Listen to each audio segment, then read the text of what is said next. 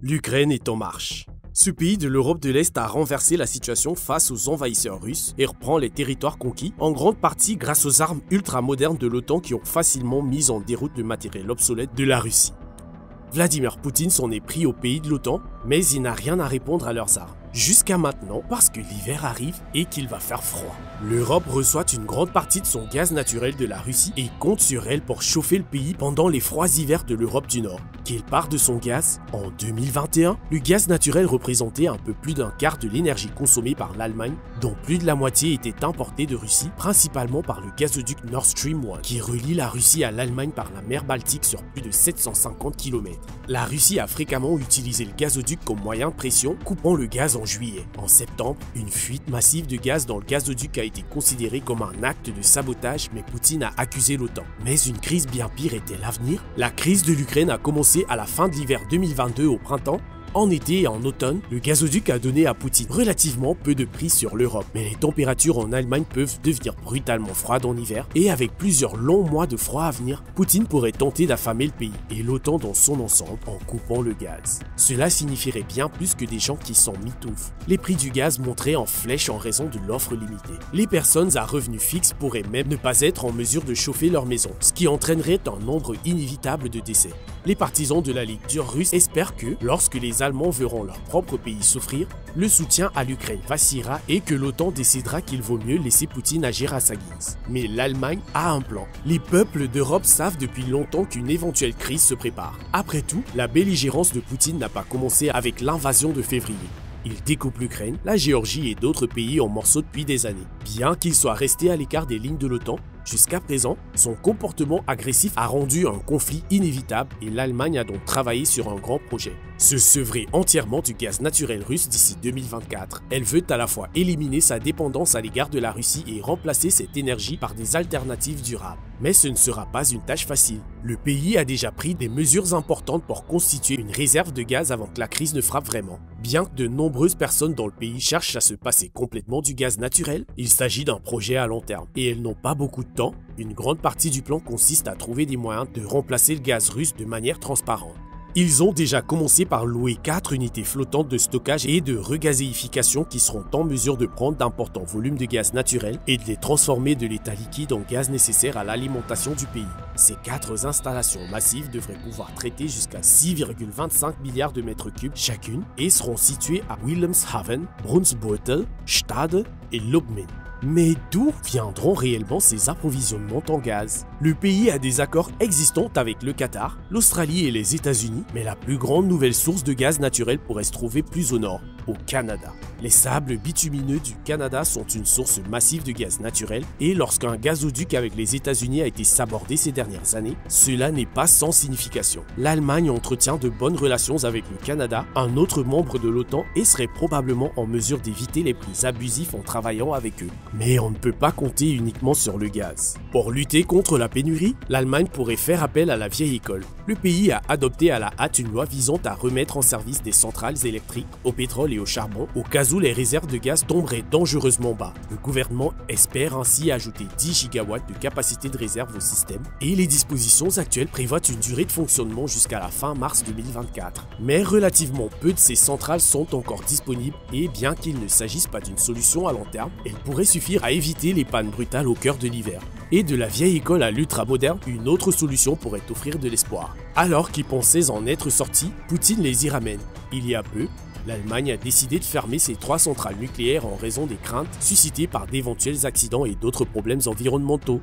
Bien que beaucoup affirment que l'énergie nucléaire est bien plus sûre que l'alternative, les inquiétudes n'ont pas été apaisées. Il était donc prévu de les fermer à la fin de l'année 2022, mais les gestionnaires de réseau allemands étudient actuellement la possibilité de maintenir les centrales en activité plus longtemps sans investir dans de nouvelles barres de combustible. Bien que ces centrales nucléaires ne représentent qu'environ 6% de l'approvisionnement global en électricité de l'Allemagne, elles pourraient être essentielles pour combler le fossé. En cas de crise à long terme, des pressions pourraient être exercées pour construire de nouvelles centrales nucléaires, mais il s'agirait d'un projet d'infrastructure d'une grande envergure qui ne serait certainement pas utile pour l'hiver 2022. Et leur tour. L'objectif de l'Allemagne est de remplir ses installations de stockage de gaz à 85% de leur niveau prévu d'ici début novembre, avant que les besoins n'augmentent. Il est probable que les prix augmenteront en fonction de la demande et les réserves allemandes sont son meilleur espoir de passer l'hiver. La demande varie chaque année en fonction de la météo, mais il est probable que le pays aura besoin de tout ce qu'il peut obtenir, surtout si les gens paniquent et consomment plus que la moyenne. Non, quand est-ce que ça s'est déjà produit? Au fait, quelqu'un a-t-il du papier toilette de 2020 en réserve? Mais tout cela n'est pas bon marché. Une grande partie du plan porte sur le financement, ce qui signifie qu'il sera douloureux à bien des égards. Cela commence par un sauvetage d'Uniper, le plus grand importateur de gaz russe du pays. L'entreprise a été privée de sa principale source de revenus et le gouvernement a besoin de son aide pour répondre aux besoins énergétiques du pays. Ils ont donc conclu un accord pour un renflouement de 15 milliards d'euros en échange d'une participation de 30% dans la société. Cela devrait, espérons-le, suffire, mais le gouvernement est également prêt à intervenir à nouveau en offrant un renflouement plus important si les pertes deviennent trop importantes. Cela pourrait être controversé, comme le sont toujours les renflouements, mais le gouvernement considère Uniper comme un partenaire essentiel. Mais c'est loin d'être aussi controversé que la partie suivante.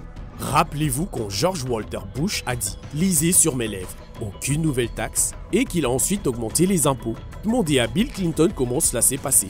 Le public déteste les impôts et tout gouvernement qui les augmente est susceptible de faire face à de violentes réactions. Mais cela n'a pas empêché l'Allemand Olaf Scholz de faire tout ce qui doit être fait. Des coûts importants sont à venir et il a réagi en adoptant 2 nouvelles taxes. L'une pour financer le coût le plus élevé de l'approvisionnement en gaz et l'autre pour financer les efforts visant à remplir les installations de stockage plus tôt que prévu. On estime que cela coûtera à la famille allemande moyenne environ 480 € par an, mais cela variera puisque la taxe sera appliquée aux factures d'énergie. Les taxes sont entrées en vigueur le 1er octobre et devraient rester en vigueur à long terme.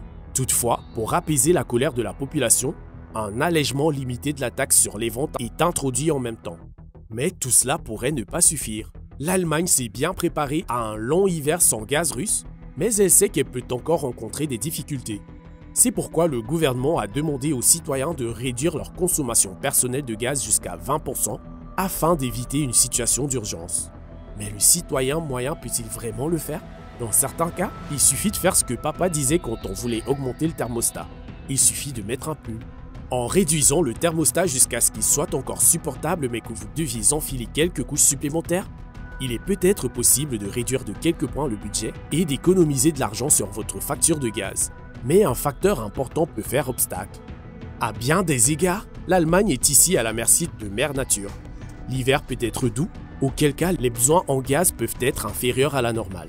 Il peut aussi s'agir d'un hiver normal, auquel cas les réserves allemandes de gaz naturel et d'autres fournitures peuvent les aider. Mais la tendance est à des conditions météorologiques les plus extrêmes ces dernières années. Vous vous souvenez du vortex polaire qui semble passer chaque année maintenant? Et si les températures descendent bien en dessous de zéro pendant une période prolongée, l'Allemagne pourrait épuiser sa réserve stratégique de gaz très rapidement et se retrouver en situation d'urgence. Actuellement, les indicateurs météorologiques à long terme indiquent que l'hiver sera moyen en termes de température, mais pauvre en neige, ce qui serait une bonne nouvelle. Mais le vortex polaire est instable et pourrait s'effondrer, entraînant un hiver froid et brutal en Europe centrale. Et c'est là que les choses se compliquent. Le gouvernement espère surmonter la crise grâce à un rationnement volontaire et à des sources d'énergie alternatives, mais si la demande de gaz est plus élevée que prévu, il est possible que le pays doive recourir à un rationnement obligatoire. Cette décision incombe à l'autorité de régulation des réseaux, la NETSA, qui collecte déjà des données auprès des milliers d'entreprises. L'objectif est d'éviter une coupure totale du réseau électrique qui affecterait des millions de personnes chez elles et pourrait conduire d'innombrables personnes, principalement les pauvres et les personnes âgées, à mourir de froid.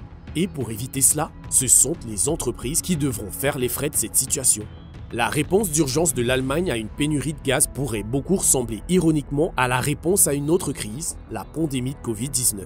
Si la situation se dégrade suffisamment, le pays pourrait décider d'économiser du gaz en éliminant du réseau électrique des grandes installations non résidentielles. Ce qui signifie que les lieux de travail pourraient à nouveau être éloignés, les gens allumant le chat Zoom. Les écoles pourraient également opter pour un système à distance, bien que cela ne se reproduise que beaucoup plus tard. Les entreprises non essentielles, comme les restaurants et les commerces de détail qui consomment beaucoup d'électricité, pourraient également se voir ordonner de fermer les portes jusqu'à ce que la crise du gaz s'atténue. Les autorités de régulation prendront en compte 6 facteurs, dont l'empreinte gazière de l'entreprise, l'ampleur des dommages qu'entraînerait sa fermeture et le temps nécessaire à sa remise en service.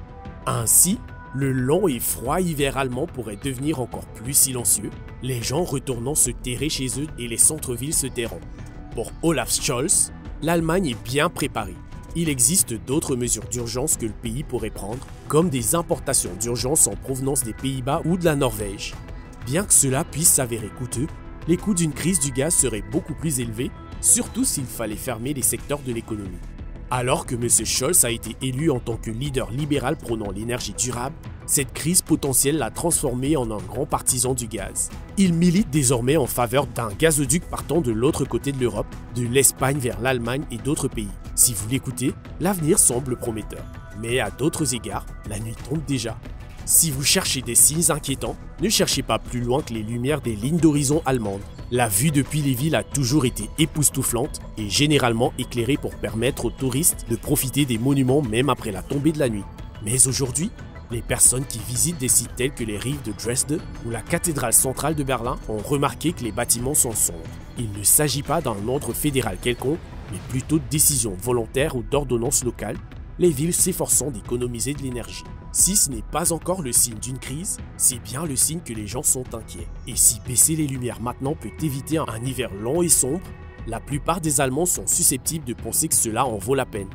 Mais pour l'instant, tous les regards sont tournés vers Poutine et le Nord Stream 2, tandis que chacun en Europe espère qu'une situation périlleuse n'est pas sur le point d'empirer. Vous voulez en savoir plus sur l'état du conflit? Consultez l'arme américaine battant les Russes en Ukraine. Ou regardez que se passerait-il si les États-Unis envahissaient la Russie jour après jour, pour savoir ce qui se passerait si les choses dégénéraient vraiment.